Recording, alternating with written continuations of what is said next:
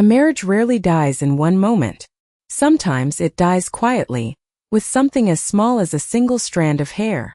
Rain painted silver lines across the windshield of the black Bentley as Naomi Carter sat motionless in the underground garage beneath Whitmore Tower, 32 stories below the penthouse she once called her sanctuary.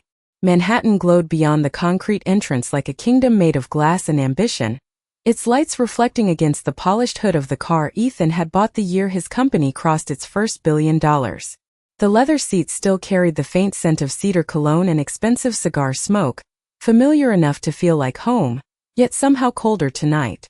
Naomi adjusted the sleeve of her cream cashmere coat and reached for the envelope Ethan had left on the passenger seat earlier that afternoon, something about a charity gala schedule he wanted her to review before Friday. Her diamond wedding ring caught the dim garage light as her fingers brushed across the smooth black leather. That was when she saw it. A strand of long blonde hair resting against the seatbelt buckle like a deliberate confession. Naomi stared at it without breathing. It looked almost luminous against the dark interior. Delicate, curled slightly at the end. Not hers. Her own hair was deep espresso brown, soft waves Ethan once claimed reminded him of midnight silk.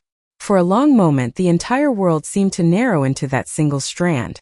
The distant hum of elevator machinery faded. The rain softened into silence. Even her heartbeat felt far away.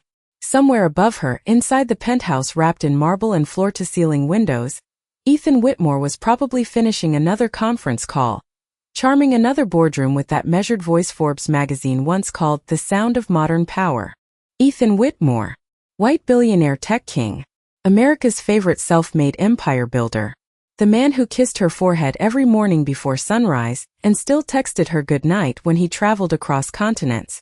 The man who once stood barefoot in a tiny Brooklyn apartment and promised her they would build a life no one could take away from them.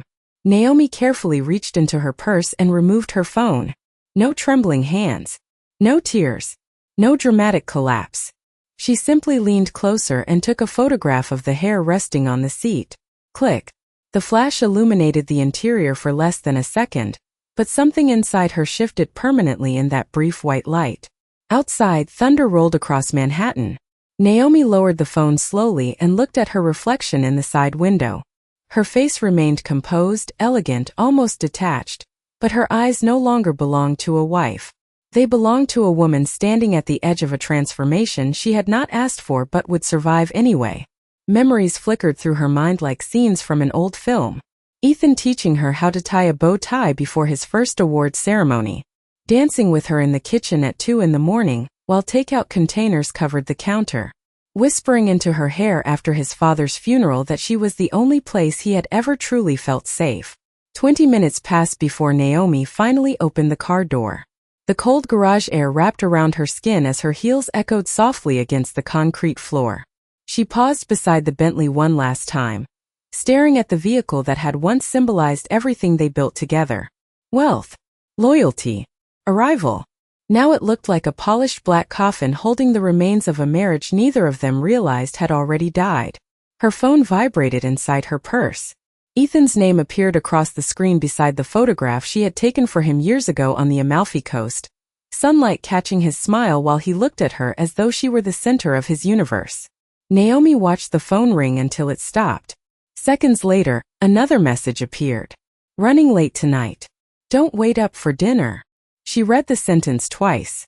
Then a slow smile touched her lips, calm enough to be terrifying.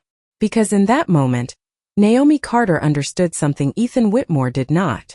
The most dangerous woman in the world is not the one who screams after betrayal. It is the one who goes silent. People loved telling Ethan Whitmore's story because it sounded like the American dream polished into perfection. The interviews always focused on the same details. The brilliant white billionaire from Connecticut who built a tech empire before turning 40. The visionary CEO with the sharp jawline, the measured voice, and the ability to make investors feel safe during economic storms. Magazine covers called him untouchable. Financial networks called him a genius. But nobody ever asked who sat beside him during the years before the skyscrapers, before the private jets, before Whitmore Technologies became powerful enough to move stock markets with a single press release. Nobody asked about Naomi Carter, the woman who learned to stretch $30 across an entire week, while Ethan coded software inside their cramped Brooklyn apartment. The woman who skipped law school interviews to help him prepare investor presentations at 3 in the morning. The woman who taught him how to speak in rooms filled with old money executives who looked at him like he did not belong. Naomi stood barefoot in the penthouse kitchen the next morning as sunlight spilled across marble countertops worth more than the house she grew up in. Espresso brewed softly behind her while the Manhattan skyline glowed gold beyond the floor-to-ceiling windows. Everything around her looked untouched. Perfect. Like the kind of life people envied from a distance. Ethan walked in exactly at 7:15 wearing a charcoal Tom Ford suit and cufflinks Naomi bought him after his company went public. He kissed her cheek naturally, confidently, as if Betrayal had not spent the night sleeping in his car downstairs. "You are up early," he said, loosening his watch while scanning emails on his phone. Naomi slid a cup of espresso toward him. "Could not sleep." Ethan nodded absently. "Big acquisition meeting today. Europe is getting nervous about the merger." Naomi leaned lightly against the counter, studying him the way someone studies a familiar city after hearing about an earthquake. He still looked beautiful in the dangerous way powerful men often did. Controlled posture. Calm eyes. The kind of confidence built from years of people saying yes to him. But something else lingered beneath the surface now. Distance. Carelessness. The arrogance of a man who believed his world would always remain exactly as he designed it. "You remember Miami?" Naomi asked quietly. Ethan finally looked up. "What about it?" "The hotel balcony. The night before your first investor deal." A faint smile crossed his face. "You mean the night we almost lost everything?" "No," Naomi replied softly. "The night we decided we would never lie to each other to survive success." For the first time that morning, silence settled between them. Not dramatic silence. Worse. The kind that arrives when two people suddenly realize they are standing in different versions of the same marriage. Ethan took a sip of espresso and glanced back at his phone. "Naomi, I really do not have the energy for philosophy before 9 in the morning." She smiled gently at that. The same smile she once wore during interviews beside him when reporters asked how they balanced love and ambition. Only this time the warmth never reached her eyes. "Of course," she said. "You should not be late." Ethan stepped closer and adjusted the collar of her silk robe with familiar tenderness. "I will make it up to you this weekend. Maybe Napa. Just us. Just us." The words almost made her laugh. Naomi watched him leave the penthouse 5 minutes later, his reflection disappearing into polished elevator doors framed in gold steel. Then she crossed the living room slowly and stopped beside the massive bookshelf near the fireplace. Hidden between first edition business biographies sat a black leather notebook Ethan had not touched in years. Her notebook. The original growth strategy for Whitmore Technologies written entirely in her handwriting during the winter they could barely afford heat. Naomi opened the first page carefully. "Build something so valuable they can never erase your name." Ethan used to repeat that sentence during speeches. Investors thought he invented it. Naomi closed the notebook gently and stared out at Manhattan below. Somewhere in the city, another woman had started leaving traces inside her marriage.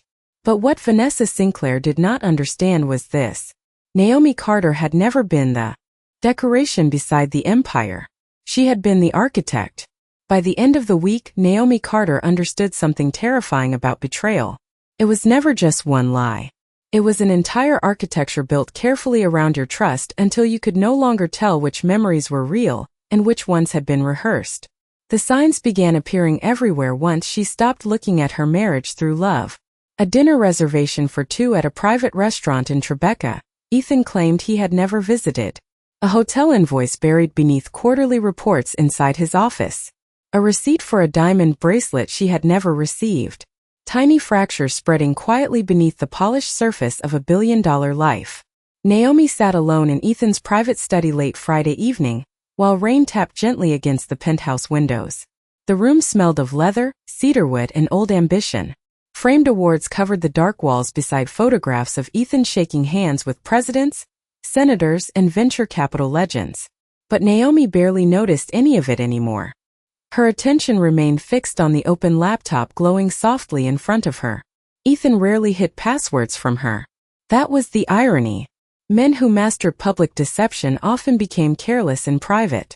Naomi scrolled through his calendar slowly, her face illuminated by cold blue light. Investor lunches, board meetings, charity events. Then she saw it. Repeated reservations under a fake corporate label, connected to a private rooftop lounge downtown. Thursdays, Saturdays, sometimes after midnight. Always with the initials VS. Naomi leaned back in the chair silently. Vanessa Sinclair, the socialite with platinum hair and expensive smiles who floated through Manhattan charity circles like perfume wrapped in diamonds. Naomi had met her twice. Once at an art fundraiser in Soho where Vanessa complimented her dress while staring too long at Ethan. The second time at a New Year's Eve gala where Vanessa laughed at something Ethan whispered into her ear, while Naomi stood only feet away speaking to investors. At the time, Naomi dismissed it. Beautiful women were always around powerful men. She had learned long ago that insecurity could destroy a marriage faster than temptation ever could. But now the memories rearranged themselves into something uglier. A pattern. A performance happening directly in front of her, while she applauded from the front row without realizing she was the joke. Her phone buzzed softly beside the laptop. A message from Ethan appeared across the screen. Dinner with clients tonight. Do not wait up. Naomi stared at the words calmly.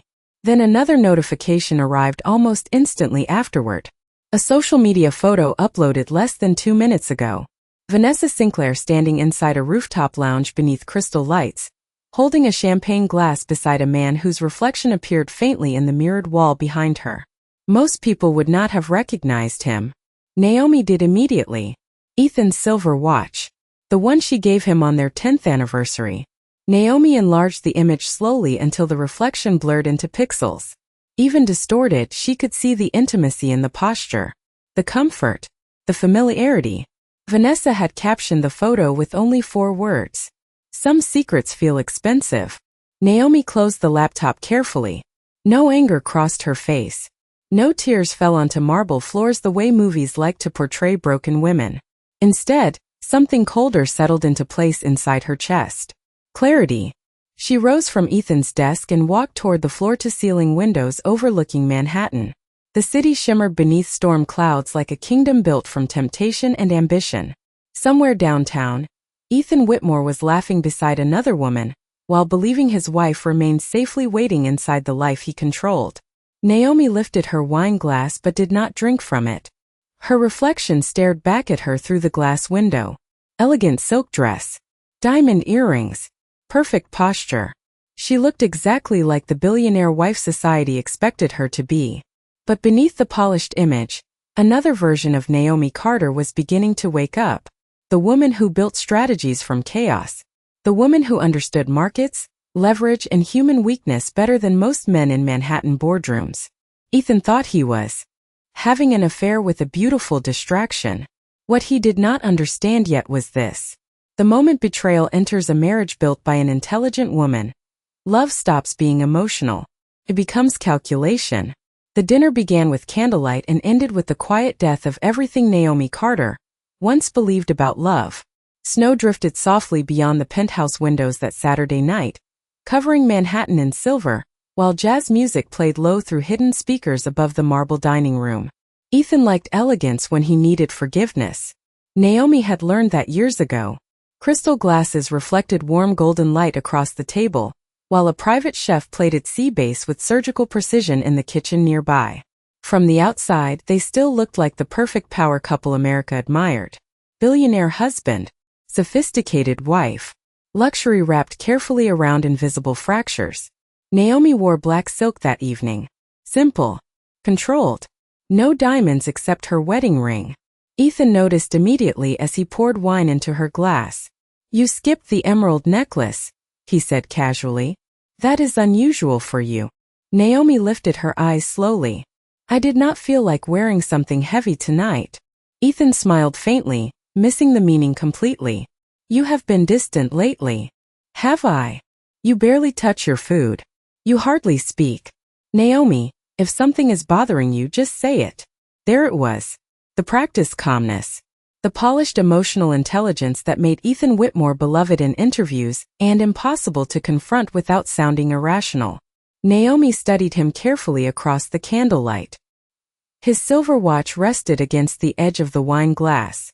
Vanessa Sinclair had seen that same watch while sitting beside him downtown. The realization no longer hurt the way she expected it to. Pain had evolved into observation now. A colder emotion. More useful. "Do you remember our first apartment?" Naomi asked quietly. Ethan leaned back in his chair with a relieved smile, grateful for nostalgia instead of conflict. "Brooklyn. 1 bedroom. Terrible heating system. The ceiling leaked every winter," Naomi added. "And you used to put bowls under the water because we could not afford repairs." Ethan laughed softly. "Those were brutal years." Naomi nodded once. "No. Those were honest years." The smile faded slightly from Ethan's face. Silence stretched across the table. Outside, snow continued falling over the city like ash drifting through light. Naomi reached for her wine glass but never drank from it. "Tell me something," she said softly. "Do you still remember who you were before me?" Ethan frowned, caught off guard. "What kind of question is that?" "A simple one."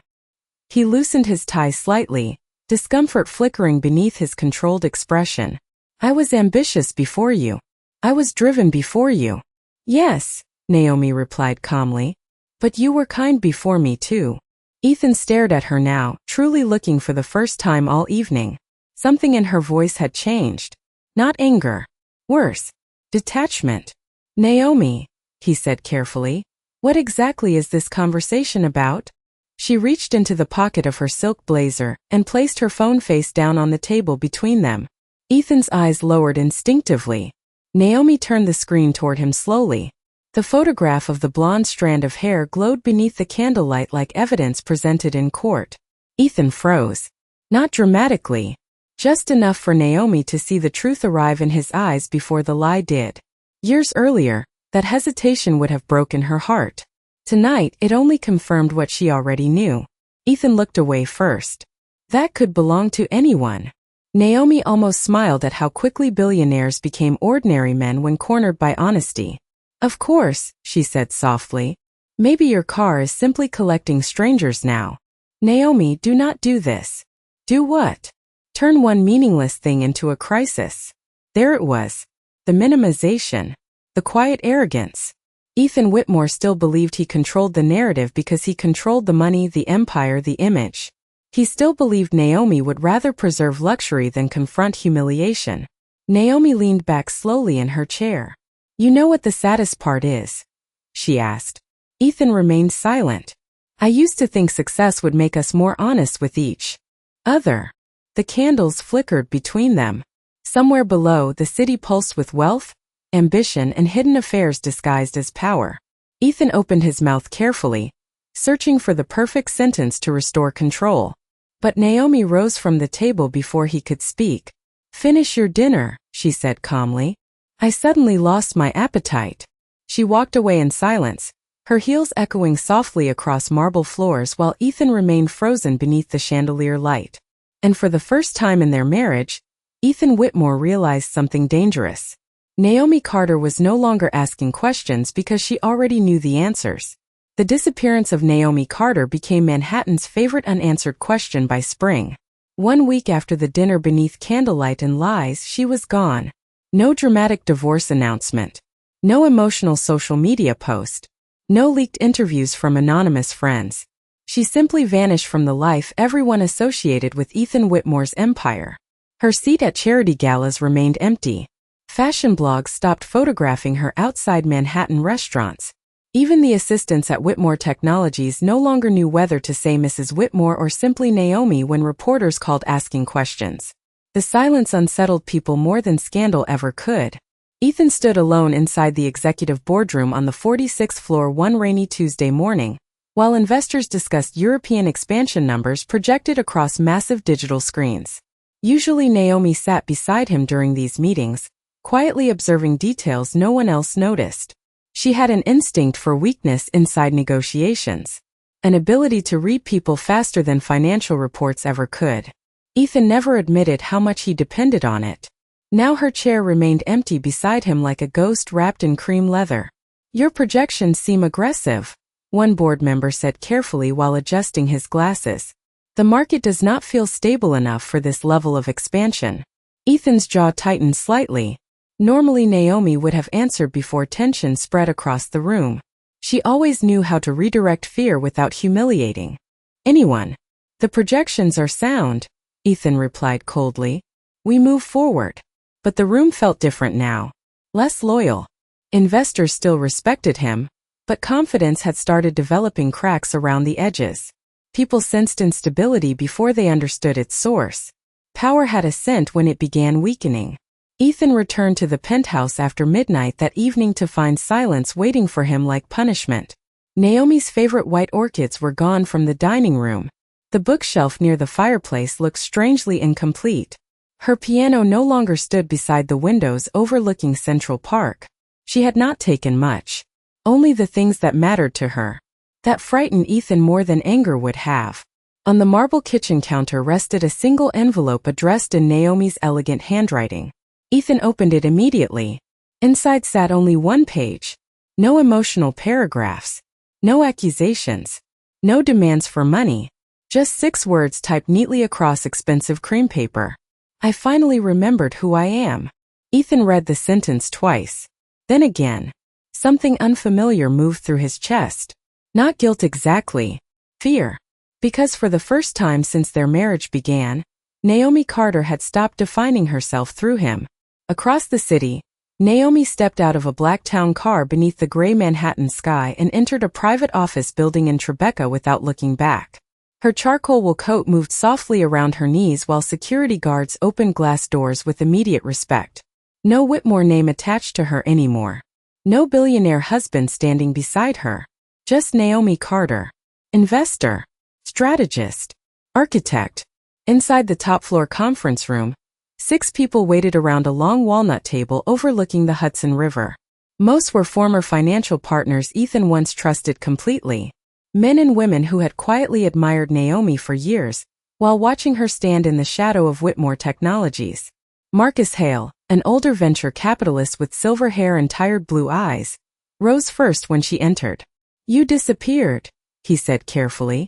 Naomi removed her gloves slowly. No, she replied. I was erased. There is a difference. Silence settled across the room. Marcus studied her expression and understood immediately that this was not a wounded wife searching for revenge through emotion. This was something far more dangerous. A woman rebuilding herself through strategy.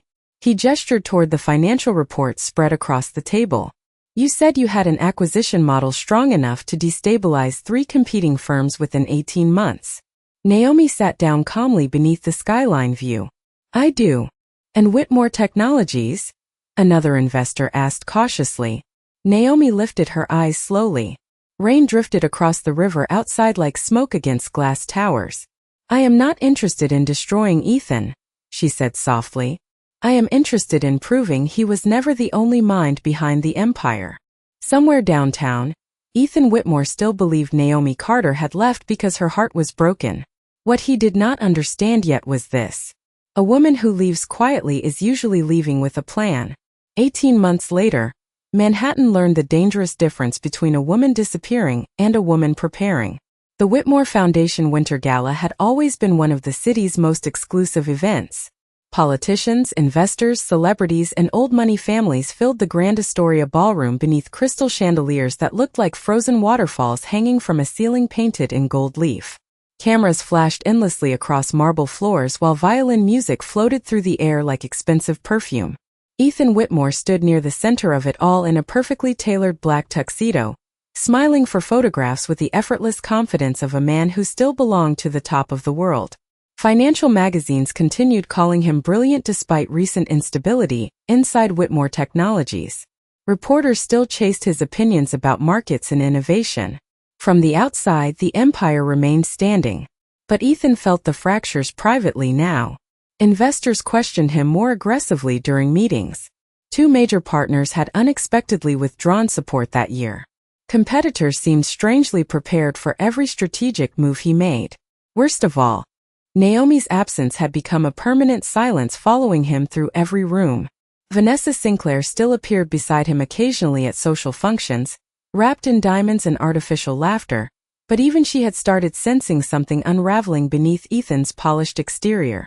"You are distracted tonight," Vanessa whispered while adjusting his bow tie near the ballroom staircase. Ethan barely looked at her. "I am tired." "You have been tired for 18 months. Before he could answer, movement near the entrance shifted the entire energy of the ballroom. It happened subtly at first. Conversations slowing. Heads turning. Champagne glasses pausing halfway to lips. Then silence spread across the crowd in visible waves. Ethan followed the direction of everyone's attention toward the grand entrance beneath the crystal lights. And for the first time in nearly 2 years he forgot how to breathe. Naomi Carter stood at the top of the staircase wearing red. Not bright red. Not loud. Deep crimson silk that moved around her like controlled fire beneath the chandeliers. The gown was elegant enough to silence a room without revealing desperation for attention. Her dark hair rested against one shoulder in soft waves while diamond earrings reflected flashes of camera light across her deep brown skin. But it was not the dress that stunned the ballroom. It was the way she carried herself. Naomi no longer looked like the supportive billionaire wife standing beside power. She looked like power itself. Ethan felt something collapse quietly inside his chest as she descended the staircase with calm, measured grace. Reporters immediately surged toward her. "Naomi! Miss Carter! Is it true you acquired Lexington Capital? Are the rumors about the Mercer deal accurate?" Ethan's eyes narrowed slightly. Lexington Capital. Mercer Industries. His largest competitor had been struggling for months under mysterious acquisition pressure from an anonymous investment group. Ethan suddenly understood why every strategic move Whitmore Technologies made lately felt anticipated before execution. Naomi stopped near the center of the ballroom as photographers surrounded her in flashes of white light. She smiled politely but never looked overwhelmed by the attention, as if she had finally stepped into a role she was always meant to occupy. Marcus Hale appeared beside her moments later, speaking quietly to investors who immediately shifted toward Naomi with visible interest. Ethan recognized that look instantly. Respect. The dangerous kind earned through intelligence instead of image. Vanessa's fingers tightened around Ethan's arm. "Why is everyone acting like she owns the room?" Ethan did not answer, because deep down he already knew the truth. She did. Across the ballroom, Naomi finally lifted her eyes toward Ethan for the first time all evening. No hatred. No longing. Just calm recognition. The kind people share after surviving a war together and choosing opposite futures afterward. Ethan crossed the ballroom slowly while whispers followed behind him like smoke. Naomi remained perfectly still as he approached. "You look different," he said quietly when he finally stood before her. Naomi's crimson lips curved slightly. "No," she replied softly. "I finally look like myself."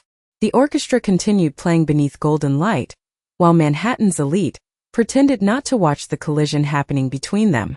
Ethan searched her face desperately for traces of the woman who once loved him enough to build his empire from nothing. But standing before him now was someone else entirely. Someone colder, sharper, untouchable. And for the first time since Naomi walked away, Ethan Whitmore understood the full cost of underestimating a woman who had once chosen him over herself. The destruction of Ethan Whitmore's empire did not happen in one catastrophic moment. That was the cruel beauty of what Naomi Carter built. She dismantled his world the same way they once built it together. Quietly, strategically, one decision at a time. By autumn, financial analysts had started using unfamiliar phrases during business broadcasts. Unexpected instability, investor hesitation, declining confidence in Whitmore leadership. The headlines remained polite because billionaires were protected by language ordinary people never received. But inside Manhattan boardrooms, everyone understood the truth. Ethan Whitmore was bleeding power. The morning rain hammered against the windows of Whitmore Technologies headquarters as Ethan stood at the end of a conference table surrounded by anxious executives. Giant digital screens displayed falling market numbers in cold red lines across the room. Lexington Capital just secured the Phoenix account, his chief financial officer said carefully. "That is our third major client loss this quarter." Ethan's jaw tightened. "How?" No one answered immediately, because everyone already knew. Naomi Carter.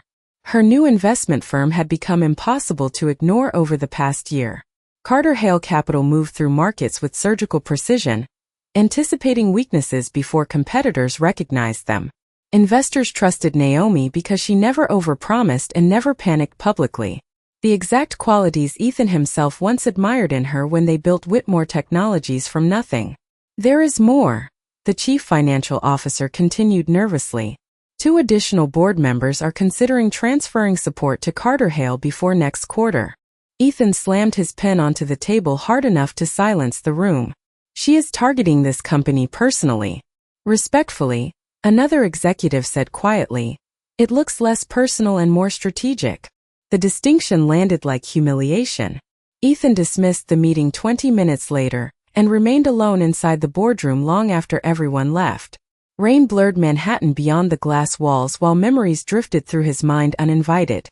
Naomi sitting beside him during midnight planning sessions years ago. Naomi warning him never to underestimate loyalty inside business. Naomi calmly explaining that reputation mattered more than money, because trust could survive market crashes while greed never did. Back then he listened to her. Somewhere along the way he stopped. His phone buzzed across the table. Vanessa Sinclair. Ethan stared at the name without answering. Lately her voice irritated him. Her laughter sounded artificial now. Even her beauty felt exhausting because it reminded him how easily he traded substance for distraction. Another message appeared moments later. We need to talk. Ethan closed his eyes briefly. People only sent that sentence when they were already halfway gone.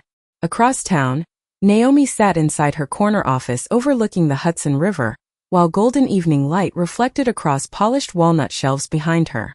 The atmosphere around her felt completely different from Whitmore Technologies now. Calm, focused, disciplined. No panic. No desperate energy.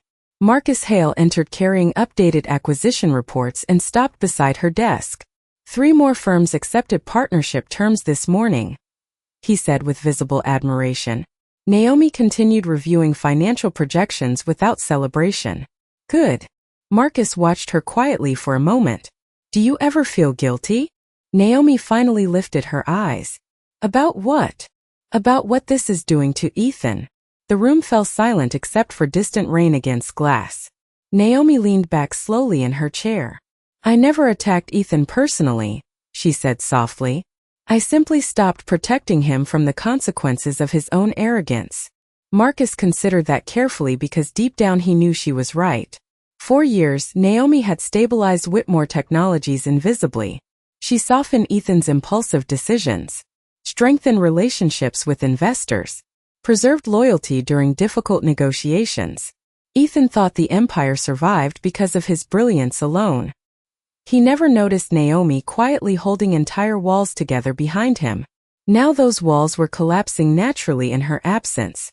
Later that night, Ethan returned to the penthouse and found Vanessa waiting beside the fireplace in a silver designer coat. Her expression looked unusually cold. I cannot do this anymore, she said immediately. Ethan loosened his tie tiredly. Do what? Vanessa crossed her arms. Stand beside a man everyone says is losing control. Ethan laughed bitterly at that. So that is what this was? Do not pretend you loved me, she replied sharply. You loved feeling admired. Silence settled heavily between them. Vanessa glanced around the massive penthouse once filled with warmth when Naomi lived there. Now it looked like a museum dedicated to loneliness. You know what the worst part is? Vanessa said quietly before leaving. She never fought for you. That is why she won. The elevator doors closed behind her moments later. Ethan stood alone beside the dark windows overlooking Manhattan, while rain washed silver across the glass. Somewhere beyond the skyline, Naomi Carter continued rebuilding the life he once believed depended entirely on him. And for the first time in his life, Ethan Whitmore realized success meant nothing when the only person who truly understood your soul had already walked away. Winter arrived in Manhattan carrying the kind of cold that made even billionaires feel mortal. Snow covered the streets below Whitmore Tower while inside the penthouse silence settled into every corner like dust over abandoned memories. Ethan Whitmore stood alone beside the floor-to-ceiling windows just after midnight, a glass of untouched whiskey resting in his hand as the city glittered beneath him without warmth. 2 years ago, this penthouse had sounded different. Naomi used to play piano near the fireplace on nights when insomnia followed him home from board meetings. Soft jazz drifting through marble rooms while she reviewed contracts curled beside him on the couch. She had a way of making ambition feel human. Now the rooms echoed. The board officially voted him out that morning. Not entirely. His name still remained attached to Whitmore Technologies because removing founders created bad headlines. But the power was gone. Ethan no longer controlled strategic direction, no longer controlled acquisitions, no longer controlled the empire he once believed would outlive everyone who doubted him. It is temporary, one board member had claimed carefully during the meeting. Ethan almost laughed at that. Men only used the word temporary when they were afraid to say finished. He loosened his tie and walked slowly across the dark penthouse toward the bookshelf beside the fireplace. Half the shelves still looked strangely empty after Naomi left. The spaces she once filled remained visible even now. Ethan knelt beside the lower cabinet and opened a forgotten leather storage box. He had not touched in years. Dust coated the edges lightly. Inside rested pieces of a life he had stopped appreciating while chasing larger versions of success. Old photographs from Brooklyn. Plane tickets from cheap vacations before private jets replaced wonder. A folded napkin with handwritten startup calculations Naomi scribbled during their first investor dinner. Ethan picked up the photograph resting at the bottom of the box. Naomi stood beside him outside their first tiny office wearing a long camel coat and laughing at something he could no longer remember. They looked exhausted in the picture. Broke. Hopeful. Happy in the honest way only struggling couples understand. Ethan stared at the image for a long time before reaching deeper into the box. His fingers brushed something delicate. A single strand of dark brown hair trapped carefully inside folded tissue paper. Naomi's hair. He closed his eyes instantly as memory struck with brutal clarity. 3 years earlier Naomi had laughed while brushing her hair before a gala. One strand catching against Ethan's watch. "Now you are taking pieces of me everywhere," she teased softly. Ethan kept it jokingly inside his wallet afterward. At the time it felt romantic. Meaningless in the small beautiful ways love often begins.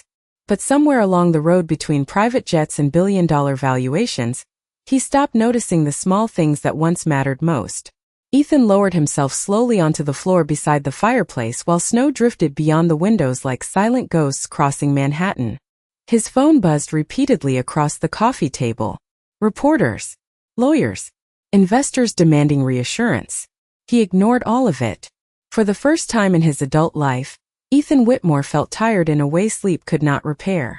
Because losing the company hurt his ego. Losing Naomi destroyed something deeper. She had not screamed. Had not humiliated him publicly. Had not begged for explanations or revenge. She simply walked away and became impossible to replace. Ethan finally understood why. Naomi never loved his empire. She loved the man he used to be before power convinced him admiration mattered more than loyalty. A quiet sound escaped his throat then. Not anger. Not frustration. Grief. The kind that arrives too late to change anything. Across the city, Naomi Carter stood inside her own penthouse office overlooking the Hudson River, while warm golden light reflected against glass walls lined with financial awards bearing her name alone.